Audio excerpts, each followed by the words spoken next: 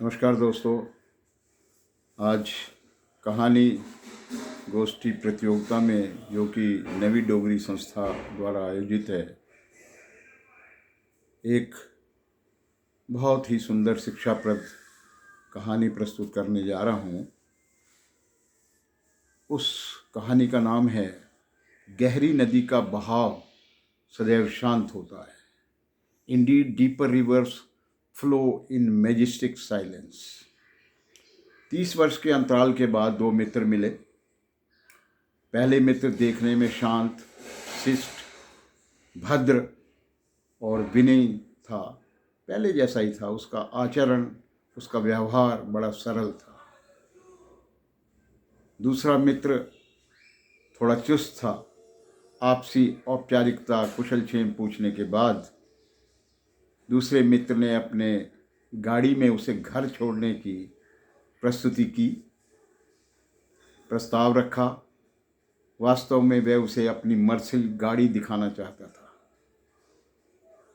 उसे धन्यवाद कहकर वह मित्र अपनी छोटी सी गाड़ी में अपने घर चला गया। अगले हफ्ते इस मित्र ने उस साधारण से मित्र को अपने घर लंच पर इनवाइट किया। बिना किसी आडंबर के वह उसके घर चला गया और वास्तव में उसके मन में डिनर के बहाने अपना ऐशो आराम, अपनी बड़ी इमारत, बिल्डिंग, भोग विलास की वस्तुओं से सुसज्जित घर दिखाना था। बीच बीच में वो कहता था कि मुझे ऑफिस के काम से यदा कदा विदेश जाना पड़ता है और विदेशों में अलग अलग जगह पे मैं घूमता हूँ। वहाँ की एल्बम्स वो उसको दिखाने लगा और एक संकेत रूप में इशारा भी उसको दिया कि यदि चाहे तो वो कोई बिज़नेस ज्वाइन कर सकता है। बड़े लोगों से मेरा संबंध है और कोई बिज़नेस के लिए यदि लोन की आवश्यकता है वो भी उपलब्ध करा सकता है। लेकिन उसमें उस साधारण से मित्र ने कोई इंटरेस्ट नहीं दिखाया। विदेशों के भ्रमण की तस्वीरों से सुसज्जित एल्बम उसको दिखाई। शिल्पकला में रुचि होने का भी रौब उसने दिखाया। उसकी भी एल्बम दिखाई। पहले दोस्त ने कहा, कभी कभी पुराने दोस्तों की भी खबर ले लिया करो, यदि मिल न सको तो उनका पता कर लिया करो। तो इतने में उनकी श्रीमती जी आ गई और कहने लगी, बीते ज़माने की बातें ज़्यादा अच्छी नहीं लगती। बचपन की यादों में खो जाने से आगे नहीं बढ़ा जा सकता। सभी का एक बचपन रहा है, यह कोई बड़ी बात नहीं है। बैठक अधिक देर तक नहीं जमी। दोनों डिस्पर्स हो गए। वो अपने घर चले गए। कुछ हफ्तों के बाद पहले मित्र का फ़ोन आया और उसने भी अपने घर पर इस मित्र को लंच पर इनवाइट किया। तो नानुकड़ करने के बाद आखिर वो मान गया घर आने के लिए और घर उनके निश्चित तिथि पर घर चला गया। वहाँ देखा कि सामान कोई ज़्यादा कीमती नहीं था, लेकिन सलीके से, सुंदर ढंग से सजा हुआ था। यकायक एक कॉर्नर पे उसकी नज़र पड़ी। वहाँ पे गिफ्ट बॉक्स रखा हुआ था, लेकिन वो गिफ्ट बॉक्स उसकी कंपनी का था।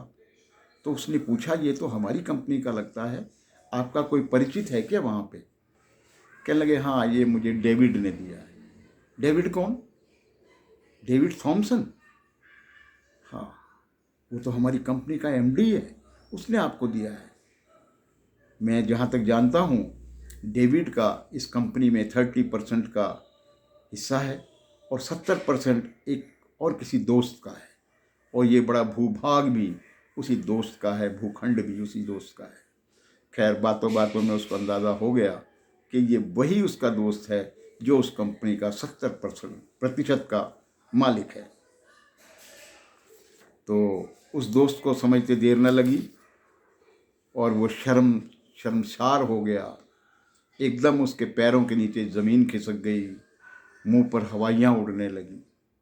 मन के जिस कोने में अपनी मर्सरीज, कीमती सामान, साज सज्जा, विदेश यात्रा का प्रदर्शन कर रहा था, उसके अहंकार की गुब्बारे की तरह फूंक निकल गई। उसे सर कहकर संबोधित करने लगा। किसी तरह लंच खत्म करके वापस घर आ रहे थे। अपनी गाड़ी में पत्नी के साथ बैठे हुए थे, लेकिन दोनों शांत और मौन थे। अंतर्द्वंद उनके अंदर चल रहा था।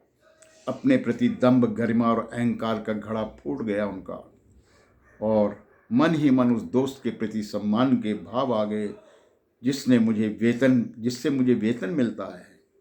वह कितना सरल है, सहज है, उसका जीवन यापन आडंबर रहित है, कितना साधारण और विनम्र है वह। गुरु जी के बताए हुए शब्द पुनः उसके कानों में पड़ने लगे।